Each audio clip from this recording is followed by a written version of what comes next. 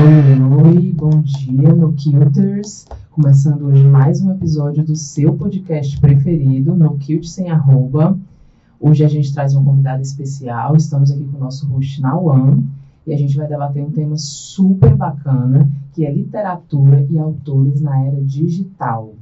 Vamos lá, sem esquecer de seguir as nossas redes sociais, Instagram, Facebook, seguir o nosso canal no YouTube e apertar bem muito play no Spotify, no Deezer, em todas as nossas plataformas de streaming. E aí, Nauan? Tudo bem? Tudo certo? Eu não vou te desejar bom dia, como tu desejou para as pessoas, porque existe as pessoas vão ouvir a hora que quiserem. Exatamente, você é livre aqui, né? O digital te permite isso, ser livre. Então, bom dia, boa tarde, boa noite para você que está em casa. Tá pronta para o tema de hoje, Adine? Estou prontíssima. Já nasci então, pronto. E hoje a gente tem uma convidada especial, lógico que a gente vai falar de literatura, a gente não podia deixar de trazer uma pessoa à altura do nosso tema. E aí a gente traz ela, que é jornalista, que é influenciadora, que é mulher, que é autora, enfim, ela é plural. Ela é Mirelle Costa, é um prazer te receber aqui, Mirelle, tudo bom? Prazer é meu, Nauan e Adine. Muito grata com esse convite de vocês. Espero que a partilha seja muito proveitosa e parabéns pelos conteúdos. Obrigado. A gente está aqui muito ansioso e tem muita coisa para a gente debater hoje sobre literatura. Tenho certeza que vai ser muito proveitoso para todo mundo. Só para que vocês entendam mais ou menos o que a gente vai falar aqui hoje, a gente vai falar sobre literatura, mas no viés de digital, né? O que aconteceu com a literatura no digital, né? A gente vai debater um pouco sobre o antes e o depois da internet nesse processo, se houve um benefício, se houve algum malefício, né? A gente vai debater um pouco sobre isso e a Mirelle, como autora, também vai poder compartilhar com a gente como que foi o processo dela de escrita, né? Do livro que ela está lançando, já há algum tempo, né? Nessa estrada, lançando um livro chamado Não Preciso Ser Fake, não é isso, Mirelle? Isso. E aí você vai compartilhar com a gente um pouco de como o digital contribuiu para que você pudesse realizar esse seu sonho também de escrever um livro. Então eu queria que a gente já começasse aqui batendo um pouco sobre o que a gente se define como literatura, né? Porque durante muito tempo a literatura a gente fez aqui um podcast sobre cultura e a gente falou muito sobre a cultura vindo da elite, né, ditando o que era cultura ou não, não só para a elite, mas também para a periferia, para a sociedade como um todo. E hoje existe uma democratização, né? Acho que a internet traz um pouco disso, né? A gente está vendo, por exemplo, muitos autores surgindo e tudo mais, mas eu queria entender para cada um aqui o conceito de literatura. O que vocês sentem que é literatura para vocês? Quer começar? Yadine, Mirelle? Vou deixar a Mirelle aí, que é a nossa autora. Pergunta complexa, hein, não? O que é literatura? Sim. Até porque eu acho que é um conceito bem relativo, né? O que é literatura para mim pode não ser literatura, né? Pode não ser o seu conceito de literatura. Eu vejo a literatura como algo muito amplo. Então, até nesse mês de março que eu não posso nem dizer tanto celebra, mas que a gente marca, né, o mês da mulher. Eu achei muito interessante que eu participo de alguns coletivos de leitura, de algumas discussões sobre leitura, e algo que me chamou muita atenção de uma leitora, que ela disse assim: nós precisamos ler mulheres que não morreram, mulheres que estão vivas. Então essa frase foi tão forte para mim, porque infelizmente na escola a gente está acostumado a ler esses livros de muitas vezes de pessoas que deixaram legado, pessoas que são muito importantes na literatura brasileira, mas às vezes a gente não está muito condicionado a ler as autoras contemporâneas, pessoas que muitas vezes estão ali do teu lado, estudam com você, trabalham com você e que tem algo para dizer para o mundo. Porque quando a gente lança um livro, o livro não é mais nosso. A partir do momento que você decide publicar, se você escreveu e deixou ele ali guardado no arquivo do computador, beleza, mas a partir do momento que você decide jogar aquele livro no mundo, aquele livro não é mais seu, porque cada leitor ele vai dar uma conotação diferente. É interessante porque eu escuto muitos leitores que tiveram acesso ao livro que eu publiquei e cada um tem uma opinião diferente sobre um capítulo, cada um se sente tocado em algum determinado ponto, Yadine. Então é muito interessante isso, para a gente perceber que muitas vezes a gente tem um objetivo quando a gente pensa em lançar, em publicar, e quando a gente entrega na mão do leitor, ele entende como outra coisa completamente diferente, porque a gente vai ser tocado em muitos pontos. É outra percepção, né? Cada um tem a sua, né? Eu entendo também, e aí já fazendo, né, trazendo um pouco aí da pergunta do Naum, que eu também acho extremamente complexa, né? Mas eu acho que é importante a gente entender, assim, eu costumo ser um pouco tradicional em alguns aspectos, né? Para não dizer velha, né? Que tem um pouco essa cabeça, né? Essa cabeça assim mais, não é nem fechada, mas é um pouco mais tradicional em alguns aspectos. E aí, eu entendo que a literatura, é importante a gente entender que literatura não é só aquilo que é erudito, né? Não é só o erudito, porque a gente, inclusive, foi uma discussão que aconteceu ontem, né? Bem recentemente na empresa em que eu trabalho, que uma das meninas estava dizendo, mas gente, mas para mim, hoje uma trend no TikTok que eu acompanho uma história inteira, isso para mim é literatura. E aí, quando ela soltou isso, eu fiquei, calma, né, amiga? Vamos ter uma calma, porque assim, uma trend que tu acompanhou no TikTok, que ela tem, conta ali toda uma história, e tu tá chamando isso de literatura. E a gente discutiu um pouco sobre isso. Ela disse, eu acho que a percepção de literatura para cada um é diferente. Eu acho que vai do que cada um lê, vai do que cada um consome. E aí isso deu uma abertura na minha cabeça, porque, de fato, vai do que cada um lê e do que cada um consome. Ela me disse, por exemplo, que não consome livro. Livro físico, livro digital, ela não lê. Né? Ela tem esse consumo, ela é uma pessoa da geração Z, né? Tem essa geração mais nova, que de fato o consumo deles é outro, né? Tipo assim, eu entendo que essa geração ela já não consome conteúdo como eu consumia, até porque a quantidade de conteúdo a quantidade de informação que é jogada hoje na nossa frente é absurdamente maior do que na minha adolescência, por exemplo, né? Que eu tinha muito acesso a livro físico, tinha muito aquela coisa da literatura na escola, de ler essas autoras, né? Sim. Dom Casmurro, Machado de Assis, Clarice Lispector. Então a gente tinha muito acesso a essas coisas que hoje em dia você já não tem. Hoje já a percepção disso já é bem diferente, né? Então foi um pouco chocante essa frase dela, né? De dizer que de fato a literatura era isso. Mas aí eu fiquei pensando sobre isso depois e eu disse, de fato para cada um vai ser uma coisa diferente, né? E aí a tua percepção, não? Então, para mim é muito particular, mas encaixa exatamente com o que vocês falaram, né? Assim, tipo, é uma coisa muito subjetiva, porque depende muito da relação de cada um com a literatura com que consome. Mas para mim foi um vetor de transformação. Eu sempre fui aquela criança que leu muito, assim, eu lia muito. Você falou dos paradidáticos da escola, eu lia todos os paradidáticos antes dos professores pedirem e adicionava livros à minha lista de livros, que eu tinha uma lista de livros na época. E aí eu tive uma infância muito difícil, né? Uma relação muito difícil com os meus genitores pela questão da minha sexualidade e tudo mais. E foi a literatura que eu digo que foi o meu vetor de salvação, assim. Porque era através dela que eu via o mundo de uma outra maneira, que eu conseguia enxergar que existia um mundo para além daquelas paredes, para além da situação que eu estava passando.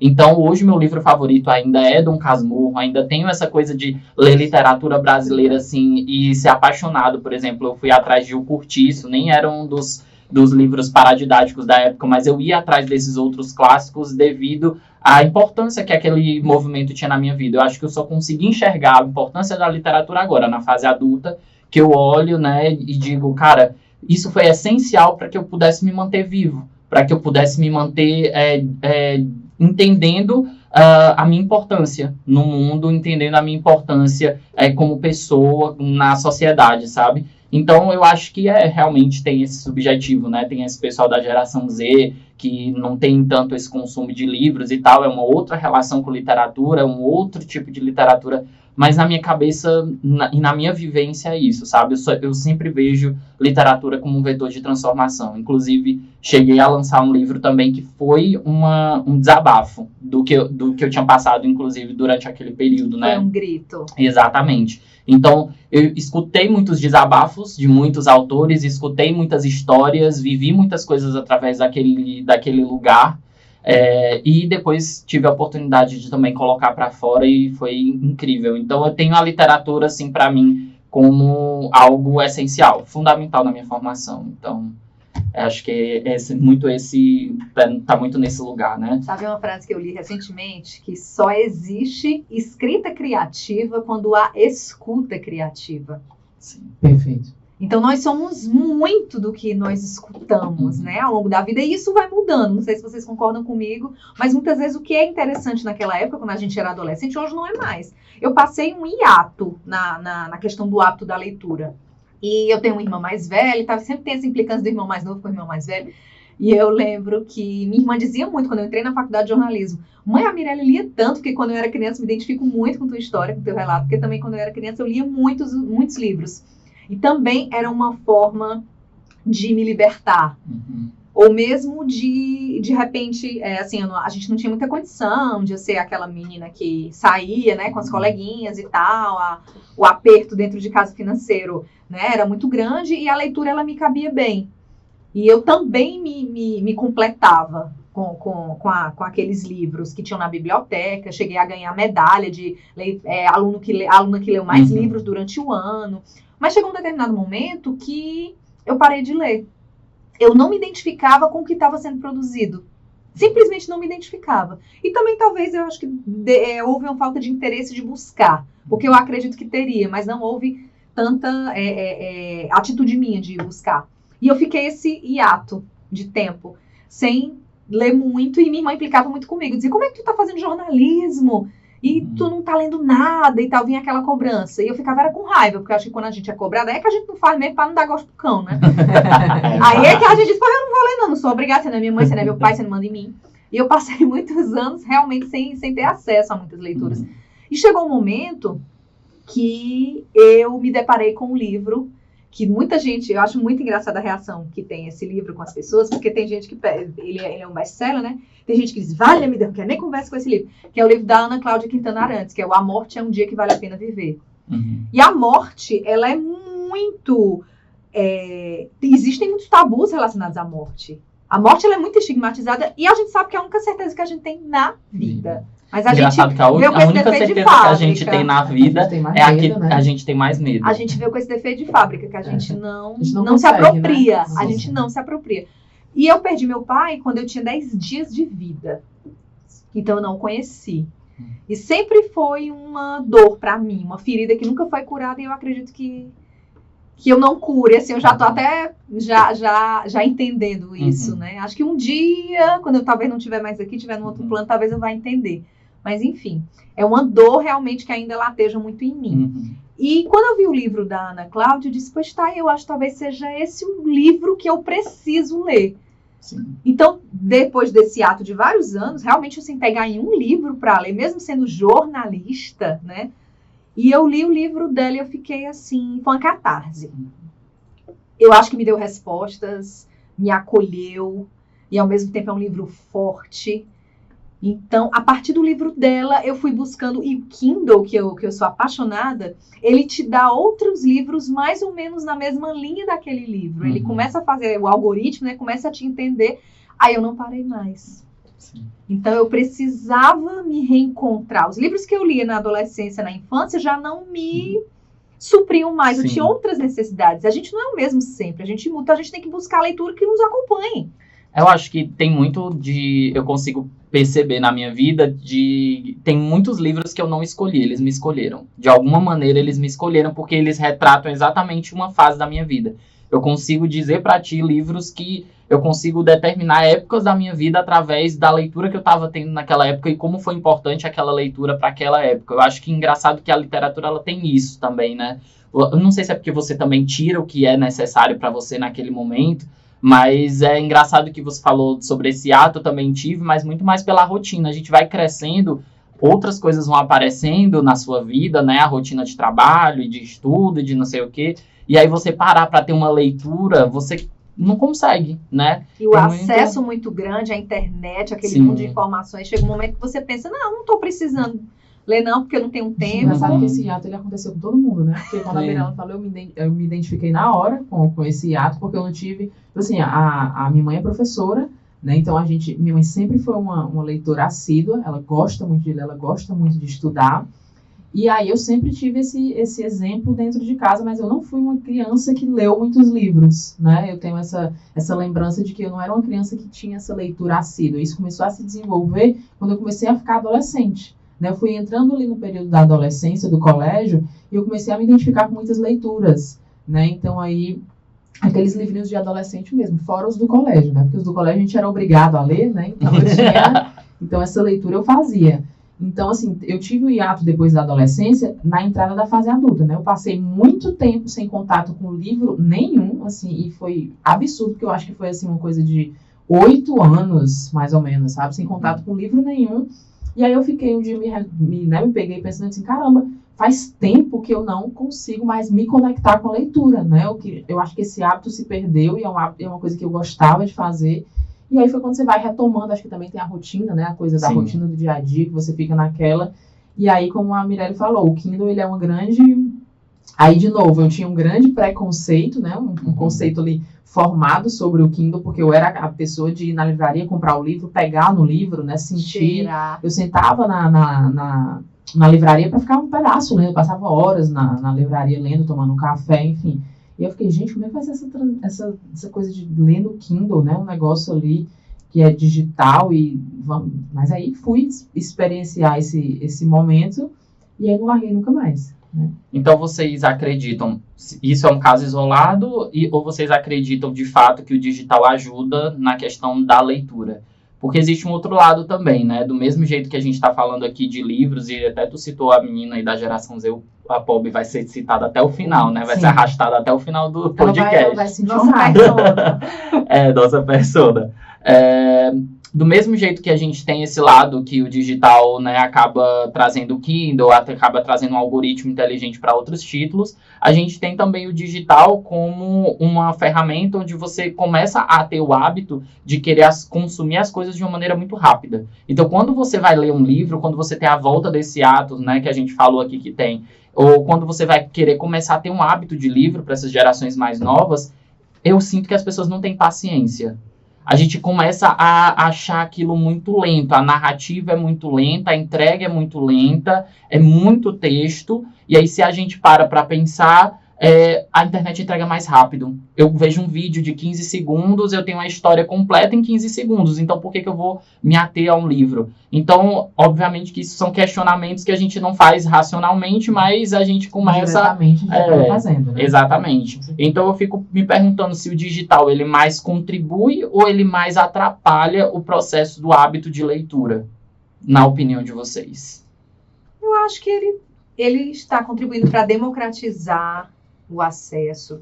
Hoje em dia a gente vê muitos livros bons que você consegue fazer um download gratuito na internet. Então isso é muito favorável. Eu acho que as discussões sobre o mercado da escrita, sobre a formação de público leitor, essas discussões também estão acontecendo na internet. Hoje eu participo de um coletivo que o nome é Mulheres, Livros e Vinhos. Eu sou simplesmente encantada com esse grupo e eu descobri pelo Instagram. São mulheres, apesar de que a gente brinca aqui em Fortaleza, todo mundo se conhece, mas são mulheres que eu não conhecia. Até eu ver no Instagram, me interessar, e hoje, todo mês, a gente tem um encontro, a gente escolhe um livro, há uma escolha da leitura de um livro, e todo mundo se reúne para partilhar informações sobre o livro. No que aquele livro te tocou? É engraçado esse movimento, como eu falei, cada um tem um ponto que, me marcou aquele capítulo, não, mas aquela frase, e a partir daí cada um começa a falar das suas experiências. Eu posso te fazer uma provocação dentro do que você falou? Falou muito sobre a questão da manutenção do hábito literário, né? Com certeza o digital ele chega em algum momento da nossa vida para contribuir com essa manutenção, né? O acesso aos livros, a gente tem aí a Amazon como um grande e-commerce de livros. Mas tu acha que é uma manutenção somente, assim, para a gente que já teve esse hábito de leitura, que já trouxe a leitura na nossa vida anteriormente? Ou você acha que o digital, ele trabalha com essa manutenção e não forma novos leitores? Ou você acha que existe a manutenção, mas a formação de novos leitores ainda é muito precária? Porque eu entendo que existem movimentos como o seu, clubes de livros, clubes de leituras, mas ele está tão linkado, e é uma percepção minha, vocês podem aqui discordar e me trazer outra visão. Mas eu sinto às vezes que é tão sobre a manutenção de quem já tinha esse hábito e retomar esse hábito do que criar novos leitores que me preocupa. Por exemplo, quando a gente escuta a Yadine falando da geração Z, como eu vejo. Existe uma parte da geração Z que não se conecta com o livro de jeito nenhum, porque não existiu um hábito anterior a isso, e o digital não contribui a partir de como a gente se conecta com ele, com essa coisa rápida, o consumo rápido, do conteúdo rápido.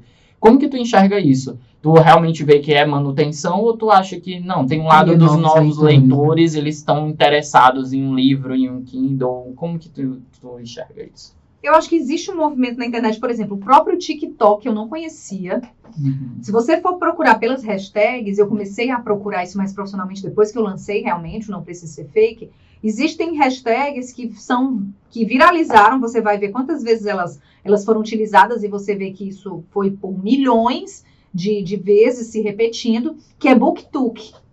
Então, são meninos jovens, que usam aquele espaço das dancinhas para falar sobre literatura, para falar sobre livros que chamaram a atenção, para divulgar. Então, tem muitos que realmente tiram uma renda dali, lendo os livros dos outros e avaliando, dando nota. Então, olha como está circulando ali o movimento. Então, isso eu acho muito positivo. Eu não sei se vocês têm esse hábito, mas é engraçado que eu pensava que era um hábito só meu, depois que eu comecei a falar que eu tinha isso, todo mundo, eu também sou assim. Às vezes a gente compra um livro porque é mais em conta na Amazon, um e-book, mas se você se apaixona pelo livro, você diz, eu vou comprar o livro físico. Sim. Eu não sou essa pessoa, gente, porque eu tenho que confessar para vocês que eu trabalho com digital. E aí, como eu passo o dia no computador, passo o dia com tecnologia, eu não consigo me conectar com o Kindle. Eu não consigo. Eu sou a pessoa de comprar o livro, eu tô um instante cheia de livro, aí eu vou lá, tiro o livro e fico. Eu sei que algumas pessoas podem achar, isso é muito hábito, mas eu não consegui me conectar. Porque você tá tudo bem também. Tem que entender. E eu tenho uma vista mais prejudicada, eu passo o dia no computador, não é possível, né? Mas eu acho que há essa, né, voltando para a tua pergunta, e como a Mirelle estava dizendo, eu acho que sim, a internet, ela cria esses novos, ela dá acesso, né, a essas pessoas que não tiveram o hábito anterior à leitura. Eu acho que ela traz essa percepção de que, né, de fato, de criar esse leitor com o que tem disponível, né, dentro da própria rede. Então, assim, eu acho que, e inclusive é uma faca de dois gumes, né, eu entendo que é uma faca de dois gumes, enquanto a gente, ao mesmo tempo que a gente cria, né, por exemplo, nesse exemplo aí que a Mirelle deu, eu acho que a gente também afasta um pouco, né, porque eu acho que a internet, ela... como eu falei, o consumo de informação hoje, ele é extremamente absurdo. A gente absorve uma quantidade de conteúdo diário que é surreal. E aí, no tempo que você tem, muitas vezes, fora da rede, que eu ouso dizer que ele é um tempo curto dentro do teu dia, né? Você quer se conectar com outras coisas. Muitas vezes você não quer pegar um livro para ler, você quer você quer acompanhar uma trend que vai te contar uma história, né? A geração Z vai querer acompanhar uma trend dentro do TikTok, vai querer fazer um outro. Eu acho que assim, que a gente tem dois lados que são: eu crio leitores, mas eu também atrapalho no processo de leitura porque eu não te dou tempo, digamos assim, para fazer outra coisa. A gente sabe que o consumo de rede social hoje, ele é absurdamente alto, né? A gente passa em torno de 80% a 90%, né? A geração Z, especificamente, ela passa de 80% a 90% do dia dela conectado. E é um percentual muito alto, né? Então, assim, o que é que sobra disso? É verdade. E será que dá conta, Yadine? Tipo assim, será que o que está na rede social que a gente está ali acostumado a consumir, será que dá conta de absorver os nossos conflitos, as questões que muitas vezes a gente se depara no nosso dia a dia? Mas eu acho que ela não está preocupada com isso, sabe? Eu acho que, sabe a questão de saciedade? Talvez você sinta que ela dá conta, mas ela não vai necessariamente dar conta. E talvez, como você não tem a percepção de buscar outros meios, você não vai perceber isso. É essa a aflição que eu tenho a respeito das novas gerações. É que talvez elas não se deem conta de que aquilo ali não as satisfaz. De que aqueles conflitos, aquelas coisas que a gente acabou falando aqui, que a literatura traz pra gente, a autorreflexão, da gente puxar através da literatura algumas coisas que a gente vai levar pra nossa vida, a internet ela acaba não trazendo por completo. Porque não são, as informações elas são tão rápidas, você não consegue parar, muitas vezes, para refletir sobre aquilo que você faz e sobre aquilo que você consome. Não estou dizendo que nunca vai haver isso, ou que a gente não consegue refletir através de alguma coisa que a gente consome na rede social. A gente reflete, muitos materiais são muito interessantes, mas eu acho que não como a literatura, não como o hábito de ler. Eu sempre vou ser um entusiasta do hábito de ler. pela minha história e sabendo o quão ela foi importante na minha formação, mas também por acreditar que nós, seres humanos, somos muito complexos para sermos resumidos a 15 segundos. Acho que a gente tem muita complexidade dentro da gente, muita coisa para se conhecer. Eu acho que às vezes nem a literatura abarca tanta complexidade, então acho que se a gente ainda tirar isso da nossa vida, fica mais complicado. Então, por isso que eu recorro muito música, terapia, né? E livro. Vamos para nossa caixinha? Vamos para nossa caixinha de pergunta. Mirelle, a gente tem algumas caixinhas de pergunta que aparecem aqui com algumas perguntas a respeito do tema específico, tá? Que a gente fez essa dinâmica aqui. Ok, a gente tá com a caixinha ainda sendo desenrolada, mas enfim, só para que você saiba, a gente tem 2 caixinhas por episódio. Essas caixinhas, elas trazem algumas questões para a gente continuar debatendo aqui o tema que a gente está fazendo, e aí no caso de literatura. Mas ela ainda está desenrolando, estamos aqui com a produção fazendo aqui o rolê deles. Mas até lá, eu queria saber de ti, a respeito do livro. Como, para você, como autora, como foi o processo e no que o digital ajudou a você realizar esse sonho? Pandemia. Então, muita coisa começou na pandemia, né? Pandemia. Assim, não tem como... Não somos iguais ao que nós éramos. Eu acho que isso é um fato. É um fato, né? Então, quando a gente começou a ficar realmente dentro de casa, no lockdown, eu comecei a sentir realmente falta de muitas coisas. E eu estava até um pouco afastada de igreja, assim, não estava frequentando tanto, mas a gente precisa de uma espiritualidade, que eu acho que é completamente diferente de religião. Eu estava necessitada de uma espiritualidade para eu conseguir levar aquele barco, né? Como se diz. E meu esposo também, na época, teve, logo no início, que não tinha vacina, foi logo em abril de 2020, ele teve Covid, quase que precisava ser internado. Então, chega uma hora que realmente o emocional da gente não dá conta, de fato. E eu gostei muito das celebrações do Padre Fábio de Mello que ele fazia no Instagram. E aquilo foi me curando. Às vezes, quando a gente escuta algo, a gente pensa, caramba, isso foi pra mim. Então, eu me identifiquei demais pelo processo de cura, que muitas vezes ele pediu pra você refletir, fazer aquele convite pra você refletir, e vieram várias lembranças da minha vida. Tipo aquele arquivo confidencial do Faustão. Só que na cabeça da pessoa, Só que na minha né? cabeça. Então, eu comecei a fazer aquele processo de libertação, e eu pegava o bloco de notas do celular e escrevia tópicos. Naquele momento que aconteceu comigo, uma situação de assédio moral. Mas você já imaginava o livro ou era só... Nunca. Era só os tópicos Nunca. mesmo? Eram coisas para depois eu refletir. Pra se libertar Pra ser mesmo, terapêutico. Você vê como também é coisa de jornalista, né? Porque a gente escreve as coisas que a gente sente. Nada é muito... a ver. Aleatório, né? Eu tenho um caderno de coisas que eu sinto, que eu olho e digo, gente, pra que eu escrevi isso mesmo depois? Eu tenho um grupo no WhatsApp que sou só eu. Sou eu e eu mesma. E altas divagações ali naquele grupo de Mirelle para ela mesma. E foi engraçado porque eu comecei a fazer aqueles tópicos e apareceram coisas que muitas vezes eu queria lembrar, outras eu não queria lembrar. Então eu acho que se eu fosse separar em tópicos, seria assim, o que me envergonha, o que eu me orgulho, o que me faz sentir saudade. Então, acho que foram esses alguns pontos cruciais que eu fui trabalhando naquelas celebrações, que todo domingo tinha e tal, no Instagram, então o acesso era muito democrático. Ele fez durante realmente a pandemia. Principalmente que a gente estava em um momento de lockdown e tal. E eu comecei a fazer os tópicos, aí depois ele tinha lançado um livro. Aí eu li, que é o A Hora da Essência, estava nessa vibe de voltar e escrever, tinha acabado de ler o livro da doutora Ana Cláudia Quintana. E ela escreve o prefácio desse livro que ele escreveu, que é o A Hora da Essência.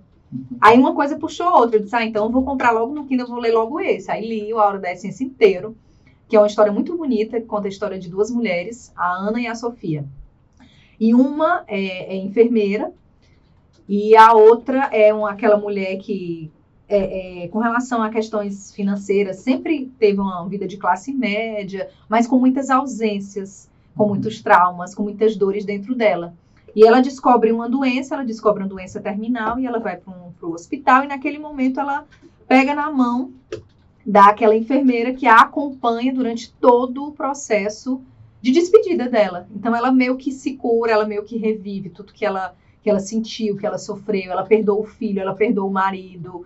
E é um livro muito bonito, é uma imersão o livro, A Hora da Essência, é um livro muito bonito. E eu me encantei, quando eu terminei o livro dele, aí a ficha caiu. Quando eu terminei o livro dele, que eu olhei para o meu celular, eu disse, agora eu vou escrever o meu. Porque eu me senti completa ali, eu disse, e me senti segura, acho que depois daquela história e das outras que eu já vinha lendo, eu disse, não, pois agora eu vou escrever. Até então nunca tinha sido um sonho, porque depois que eu publiquei, que eu tenho contato com vários colegas, muita gente chega para mim e diz, eu sempre tive um sonho de escrever um livro. A pessoa é muito geracional, né? Porque tem uma geração que tem um sonho de plantar uma árvore, ler não tinha uma coisa assim, plantar uma árvore, ler um livro, ter um filho. Era esses três. Não necessariamente nessa mesma ordem, vamos deixar bem claro. E não necessariamente você tem que ter esses sonhos, mas tinha uma geração que tinha esses três. Sonhos. Eu, inclusive, me identifico muito porque livro, eu comecei a escrever, inclusive, um livro. Tenho folhas e folhas inacabadas. Eu tinha esse sonho de, meu Deus, eu preciso nessa vida escrever um livro e publicar esse livro, né? Não só ficar para mim. Mas isso nunca aconteceu. Pode ser que aconteça ainda ou não, né? E falando em publicar, como que foi? Já daí teve a decisão do livro, mas aí como foi o processo de publicar? Porque antigamente, né, você teria que ir atrás das editoras e tudo mais, e aí com o digital você consegue fazer sua própria divulgação, você consegue fazer seu próprio lançamento. Como que foi para ti isso? Como que o digital entra? Como que o digital entra para poder impulsionar esse teu trabalho? A minha rede de amigos, ela foi fundamental. Porque eu já conheci algumas pessoas, alguns colegas, alguns amigos que já tinham passado por esse processo. Então, cada um fez de um jeito. Então, por exemplo, teve uma colega que lançou com financiamento coletivo, que é toda aquela campanha que você faz, tem até um site, né, apropriado para isso, que você lança a campanha. Aí você faz todo um trabalho mesmo de captação daquele leitor. O leitor colaborativo, ele te deposita aquele valor do livro, você pega aquele valor, aí você consegue ir para uma gráfica, para uma editora e publicar o livro, e depois você entrega o livro para a pessoa e aquilo movimenta aquela grana, ajuda você a movimentar, a pegar mais livros, imprimir, enfim, que é um processo muito legal. Tem os editais, que hoje em dia tem eu não sei exatamente o nome, mas tem um que você tem um prêmio de literatura hoje, acho que é Todavia Cultura, eu não queria arriscar se é esse o nome, mas enfim, que você manda o livro antes dele ser publicado. Porque aí, se ele for escolhido, a editora que vai publicar o livro. Uhum. Já, para mim, já não posso participar, porque o meu já publiquei. Mas para quem, de repente, está nesse processo, é uma ótima estratégia. É uma ótima estratégia. E eu adoro participar de concurso. Eu sou concurseira, não de concurso público, mas assim, eu acho muito bacana. Concurso de jornalismo, concurso de literatura. Eu acho que tudo aquilo que te dá aquele frio na barriga, aquela sensação de que, eu posso estar entre os finalistas, eu acho que é muito legal. E ajuda também na nossa autoestima. Sim. Enfim, é fato.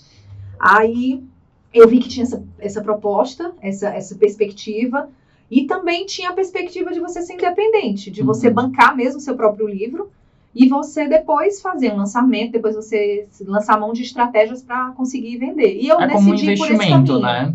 Que você investe todo na questão de financeira, para depois do lançamento você reter aquele investimento, né? Sim, e eu me formei em 2009. Então são 14 anos de formada. Aí chegou um momento que eu parei e pensei, caramba, eu tenho 14 anos de formada. Eu não tenho condições de pegar uma grana que eu juntei durante todo esse tempo de tanto trabalho, e trabalho duro, para eu bancar o meu sonho. Quantas vezes a gente pega, às vezes, um valor e você faz algo pelo outro? Aí foi aquela frase mesmo que fica martelando, quais foram as vezes que você fez algo por você? Então, assim, é caro? É caro. Mas, eu mereço. Caramba, eu já trabalhei tanto, são 14 anos de formada, levando em consideração que eu comecei a trabalhar, não foi quando eu me formei, foi em 2007, quando eu ainda era estagiária. Eu mereço. Então, eu peguei o dinheiro com pena. Mas eu peguei de esse investimento vai ser pra mim, sabe? Não vou me preocupar se esse dinheiro vai ter retorno, porque não é um caminho legal se você, como escritor...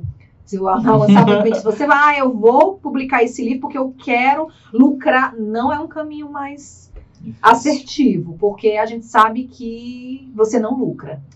Ser escritor no Brasil é um grande desafio, né? Se a pessoa está querendo levar isso para a vida dela, ela vai ter alguns obstáculos, né? A gente consegue perceber não só a questão do que a gente está falando de hábito de leitura, de consumo das pessoas, que hoje é completamente diferente, mas a própria burocracia para se lançar um livro. Mesmo que seja independente, você passa por uma série de processos e investimentos ali que algumas pessoas podem se assustar, né, dentro desse caminho.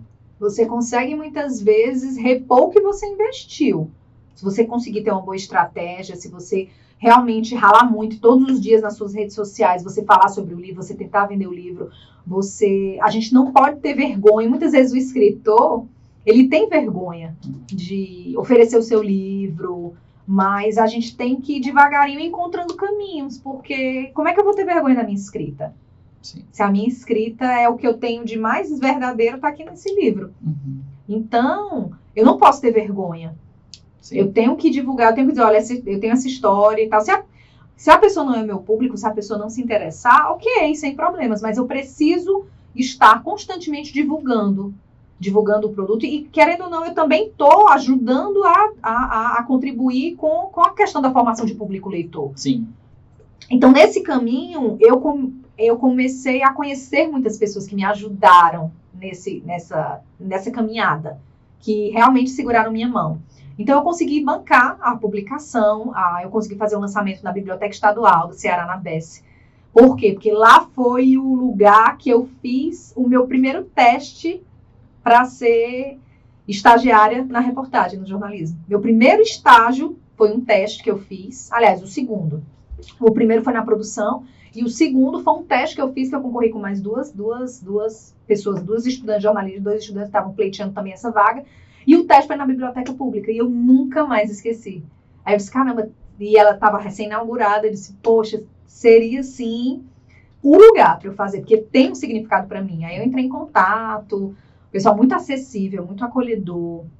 Aí eu consegui fazer o lançamento na BES, foi muito emocionante, muito assim, inesquecível.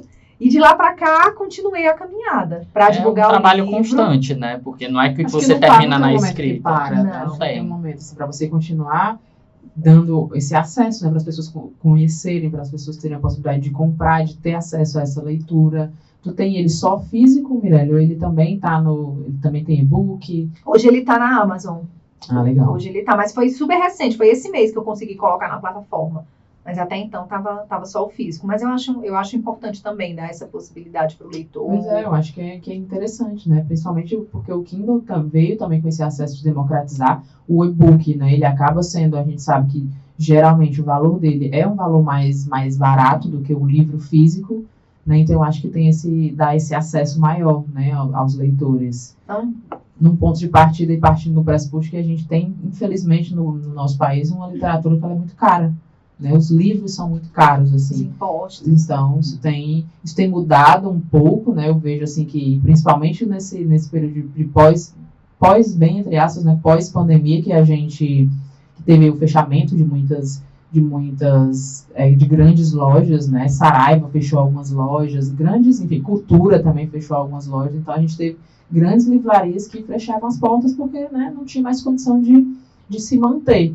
Então, eu acho que também nessa pós-pandemia, o fato de reduzir um pouco o valor desse livro, digamos assim, democratizar mais, também foi uma maneira de sobreviver, né, que as livrarias encontraram. Então, acho que é importante a gente dar esse acesso também no formato de e-book. A caixinha está pronta?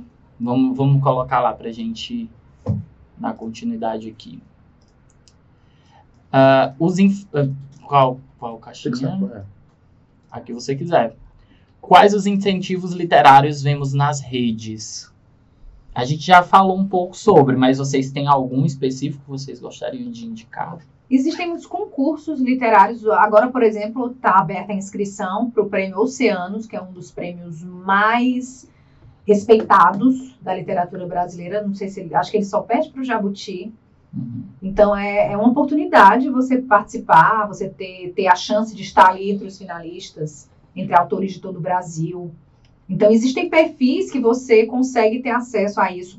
Existe um movimento muito legal aqui no Ceará, que é o grupo Independentes. São todos autores independentes cearenses, que arregaçam as mangas de verdade para ampliar esse acesso do escritor até o seu público leitor. Então, eles lutaram muito para poder ter um stand na Bienal Internacional do Livro, no ano passado. Então, foi lindo de ver. A gente estava ali entre várias editoras de muita visibilidade, e de repente você via um stand com o nome Autores Independentes do Ceará. Aqui deu um orgulho tão grande. E eram os próprios autores que iam para o stand para vender seus livros. Qual era o stand na Bienal que tinha ali direto, durante todo o horário de funcionamento, os próprios autores? Então, foi um movimento interessantíssimo que surgiu ali dentro da Bienal.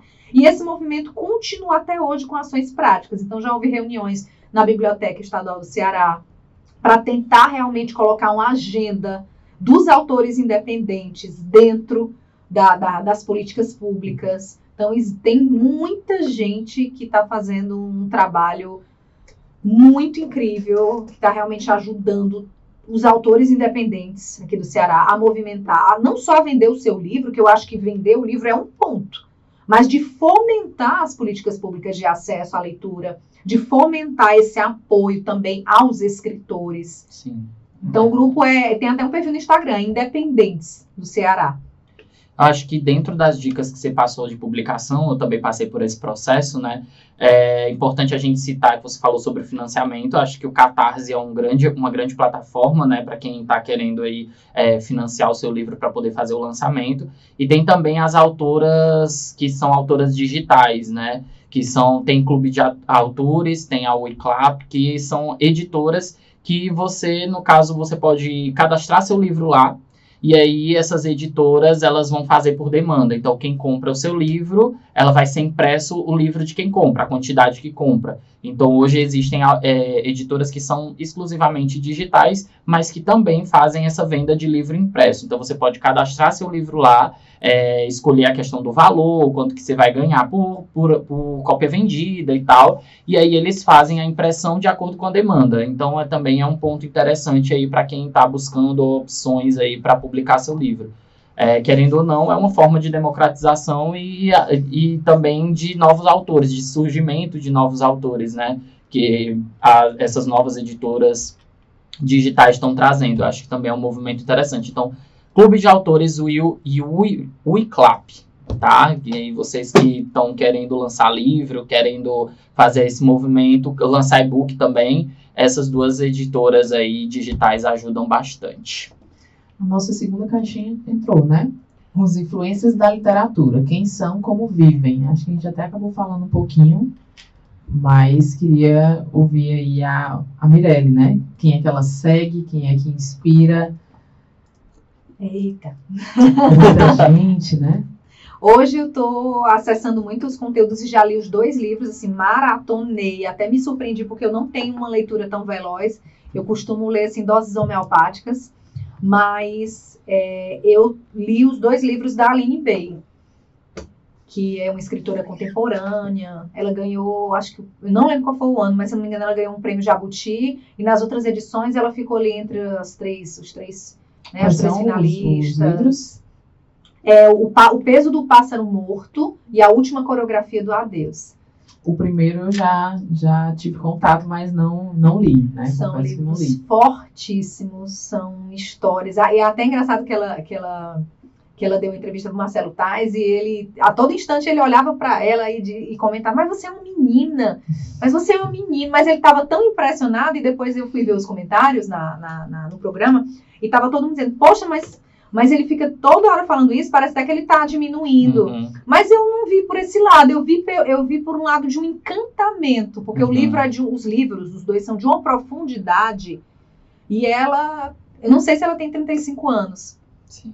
Então, eu acho que realmente ela é uma inspiração hoje, assim como muitas outras, mas eu acho interessante acompanhá-la, porque ela é muito convidada para muitas entrevistas, e a voz dela é muito importante hoje. Mulheres jovens, mulheres que se lançam a escrever seus livros, a jogar no mundo as suas ideias, a dar voz a tantas outras mulheres. Acho interessante Então, você movimento ter dado a dica de autores, né, dentro das redes sociais, porque a gente tem essa possibilidade agora, né? Na minha época não podia acompanhar Machado de Assis numa rede social, até porque ele já não estava mais aqui, já né? Tava nem vivo, né? Então, como ele falou, tem que ler Mulheres Vivas, tá? E aí a gente também tem os influenciadores de literatura, né? Que eu acho que, por exemplo, foram um passo importantíssimo no lançamento do meu livro especificamente. Existem influenciadores que têm só o segmento de literatura. Como eu lancei um livro que tem que o conteúdo, sua maior parte é LGBTQIA+, existem influencers só desse segmento. Então a gente tem o Primeiro Orelha, que é um influenciador que fala sobre livros infantis, que tem esse movimento da diversidade. E aí tem tantos outros. Tem o Oxe LGBT também, que é um movimento de autores nordestinos voltados para a literatura LGBTQIA+, e também tem diversos outros perfis, que são pessoas que não são autores especificamente, mas que são leitores. E eles avaliam os livros para poder dar dicas, né? Tem um que eu gosto muito agora, eu lembrei, que é o Pacote de Textos, que é o Rafael Caneca, ele é advogado, e já há bastante tempo ele faz essa curadoria. Sim. Tanto ele avalia os livros que estão, por exemplo, entre os finalistas do Prêmio Oceanos ou do Prêmio Jabuti, mas ele também pega muitos livros, ele recebe muitos livros e faz aquela resenha e movimenta. É super interessante, você falou agora, eu me lembrei, eu gosto de acompanhá-lo também, e é daqui, é cearense. Pois é, eu sigo alguns justamente também por causa daquela época, mas eu consegui ver que é um trabalho muito sólido. Eles realmente têm uma constância de leitura muito boa. Então, você acaba pegando o ritmo deles. Chega um momento que você começa a ver aquelas indicações, começa a, enfim, se animar para ler. Então, acho que é o tipo de influenciador que é interessante de você ter, né? Acho que seguir alguém, querendo ou não, é um autocuidado também, né? Então, você colocar ali pessoas que incentivam hábitos interessantes. Eu acho que é um trabalho um pouco árduo, né, também. É muito, né? A quantidade de livros que esses influenciadores leem para darem dicas, né? Enfim, de fazer resenha, de fazer textos indicando. Eu lembro que eu mandei o meu e tinha gente com listas e listas. Não, olha, eu só vou conseguir daqui a 2 meses porque eu tenho uma lista. 85 livros para ler nesse mês. Né? Eu imagino que deve ser um negócio assim bem absurdo. Gente, se não for prazeroso, não rola. Mas com certeza devem amar, né? O que fazem, mas enfim. Por isso que a gente tem que apoiar, né? Valorizar, divulgar. Sim, não só os autores, esse pessoal que faz esse trabalho também. Eu acho que todo mundo que está envolvido nesse processo, né, da literatura, é muito importante a gente fazer esse... E é muito legal, porque eu estava assistindo a live, por exemplo, do mais recente Prêmio Jabuti, a edição do ano passado, e eles chamaram justamente esses influenciadores do YouTube para comentar o Oscar da literatura brasileira, que é o Prêmio Jabuti. Então isso já é um apoio muito grande. Sim, demais. Gente, estamos chegando ao fim, mas a gente tem o nosso compromisso de fazer o like e o dislike do episódio. Quer começar, Mirelle, fazendo o like e o dislike? Aquela indicação boa e aquela não tão ruim. Vamos começar todo mundo fazendo like e depois a gente... Boa, né? Tu quer começar pelo ruim? Não, vamos começar pelo que é bom, né? Vamos começar pelo que é bom.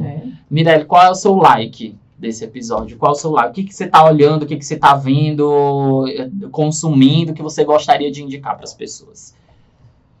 Eu gostaria de indicar, eu acho que no mês de março, eu faço um convite para quem está nos assistindo, para quem está nos ouvindo. Se você não tem o hábito da leitura, ou se você já tem algumas leituras em mente, escolha uma mulher escritora para homenagear. De que forma? Lendo essa mulher. Eu acho que nós precisamos ser ouvidas. Sim. E muitas vezes a gente pode ser ouvida de outra forma, que no caso a leitura. Então, acho que seria esse o meu like, nesse mês de março. Todos os meses do ano, mas também, principalmente nesse mês de março, acredito que ler mulheres, eu acho que já é um bom começo. E o seu like? O meu like, eu vou também dar esse adendo de estarmos no mês da mulher, né, de indicar inclusive para mim é um best-seller, né? Não sei se é para as demais pessoas, mas para mim é. Eu considero, é um dos livros que eu li já faz muito tempo, eu tenho ele na minha estante de livros, e inclusive estava na semana passada comentando sobre ele, que voltaria a ler, porque eu tenho isso de os livros que eu gosto muito, eu volto a ler em outras épocas, e eu tenho novas percepções sobre a leitura, e eu acho isso fantástico. E é de uma jornalista, também chamada Nana Gouveia, tá? Ela é uma jornalista nordestina, E o livro dela se chama Mulheres Presos que Menstruam, a história das penitenciárias femininas no Brasil. É um livro-reportagem excelente. Eu acho que ele dá assim, uma outra visão de como, né, o nosso sistema carcerário feminino trata todas essas mulheres. Acho que ele é um livro imprescindível, não só para mulheres, mas para todo mundo. Então, esse é o meu like do episódio. Excelente, você vai gostar. Eita. Como a gente já tá... Todo mundo deu like de literatura, eu vou dar o like para um livro que eu tô lendo e que eu tô naquele processo de quase finalização, mas eu não tô querendo terminar. E aí você começa a arrastar a leitura para não se sentir órfão da leitura.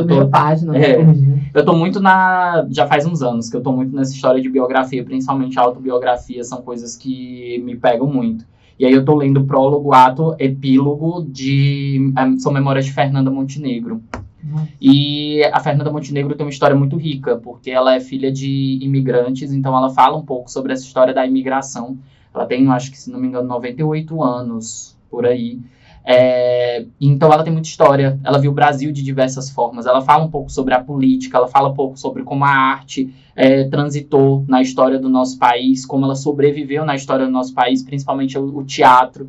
Ela fala um pouco sobre essa história dos imigrantes através da história dos pais, avós dela, e ela fala um pouco sobre a televisão, sobre o rádio, sobre agora a internet, e ela fala sobre todos esses processos no qual ela passou dentro da história dela. E então é uma autobiografia riquíssima, assim. Então não é só sobre Fernanda Montenegro, que se fosse só sobre Fernanda Montenegro já seria o suficiente. Mas ela consegue também trazer um pouco da história política e social. Então o meu like vai para esse. Então vamos pro dislike da Mirelle, né? Eita. E Mirelle, o que você não indica? Tão legal quando você chegou, eu preparada e tal, pra ver o podcast. Aí de repente o Nauan chega. Pois é, mas no final do programa tem um like e um dislike. Você vê o brilho da entrevistada. Sumindo. Porque, gente, eu não preciso ser fake, né? Então eu fiquei pensando, meu Deus do céu. Mas, sinceramente, não tem como dar outro dislike que não seja esse. Quando o autor ele escreve e ele publica, tão importante ou mais importante do que a pessoa que adquire o livro é quando você, adquire, ou de alguma forma você tem acesso ao livro, mas você lê. Então não existe algo mais frustrante para o escritor do que ele não ser lido. Então, por exemplo, existe um movimento, né, um investimento do autor de entregar um livro para alguém. Como, por exemplo, hoje eu trouxe o livro para o Noquilde Sem Arroba. Mostra o livro no qual é? Mostra o livro na câmera. Pronto, gente, a capa. Fake. Pronto. Maravilha. Um livro para quem, assim como eu, equilibra os pratinhos que insistem em cair.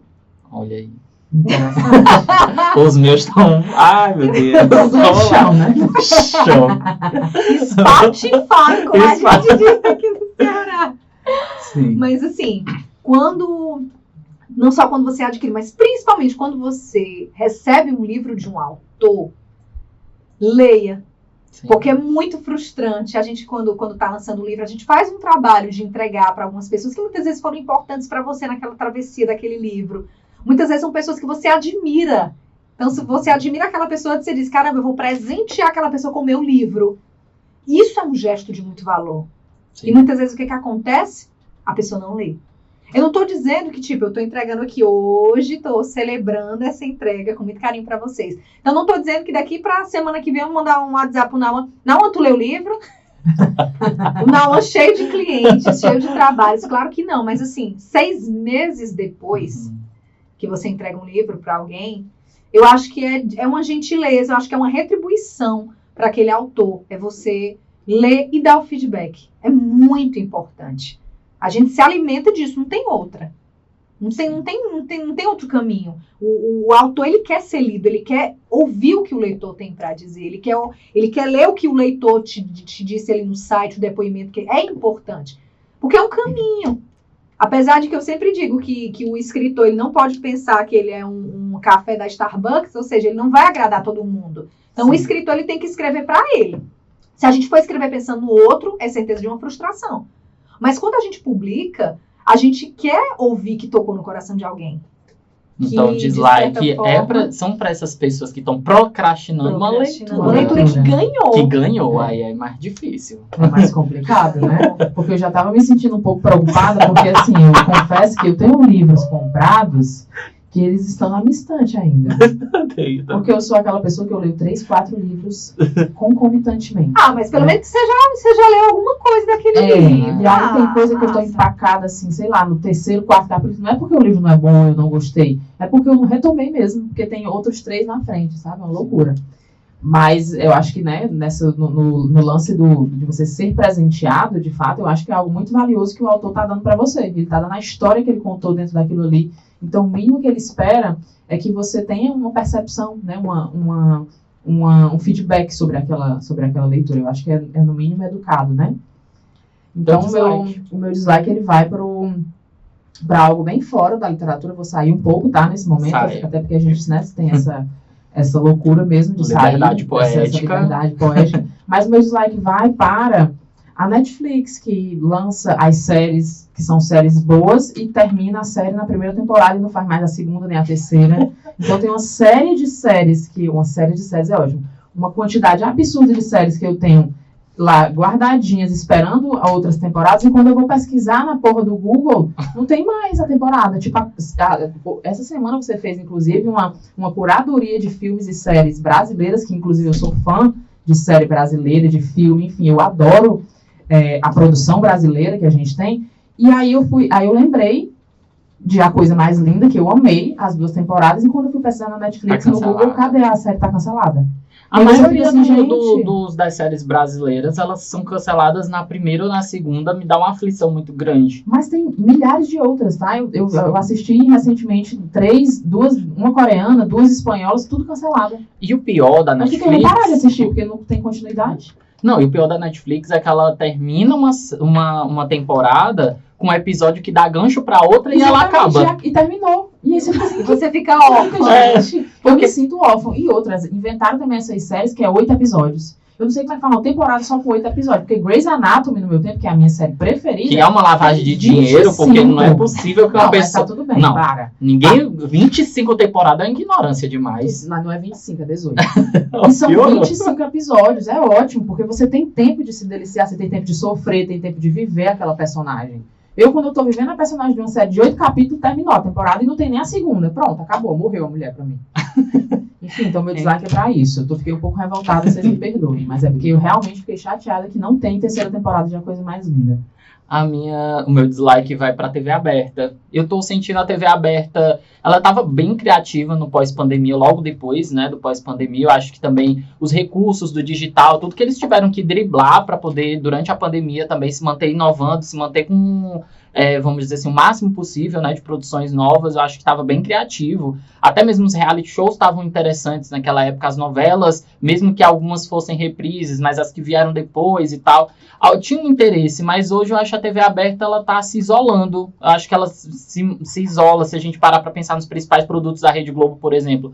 Big Brother vem arrastando, a novela das 8 vem arrastada. Eu não sei o que está acontecendo. Os autores das novelas, acho que a única que se salva ainda é Vai na Fé, o resto parece que é tudo a mesma coisa. Acho que as reprises estavam mais interessantes do que as novelas atuais. Então, eu acho que a TV aberta ela está sofrendo um pouco com bloqueio criativo pós-pandêmico. Acho que alguns recursos que a gente utilizou durante a pandemia, como, por exemplo, os chats ao vivo, as coisas elas foram sumindo e eu não entendo por que foram sumindo. São recursos que são interessantes. Você pode conversar com pessoas de outro país, que você pode conversar com pessoas em outros cenários, fazer pautas mais interessantes, até os programas mesmo, que são revistas eletrônicas. Eu acho que elas, de alguma maneira, não sei se é uma percepção minha, mas a coisa está se tornando um pouco mais desinteressante. Eu acho, e eu consumo algumas coisas da TV aberta, eu estou me sentindo cada vez mais distanciado, não só porque o streaming apresenta coisas, né, vamos dizer assim, mais criativas, mas eu acho que as linhas editoriais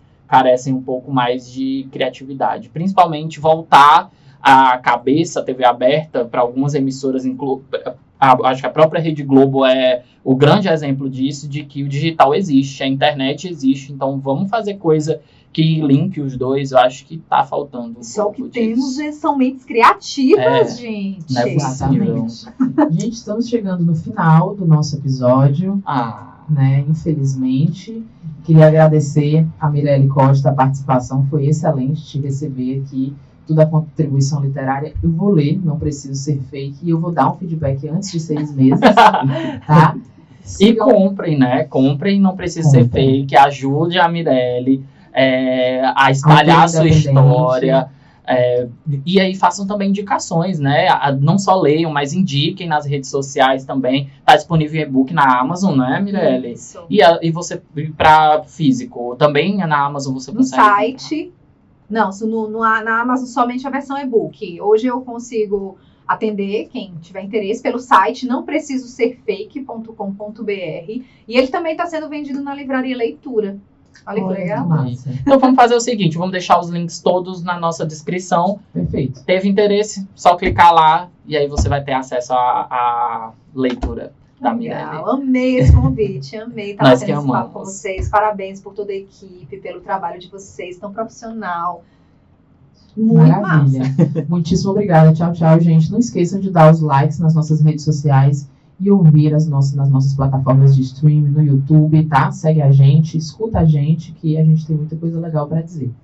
É isso, até a próxima.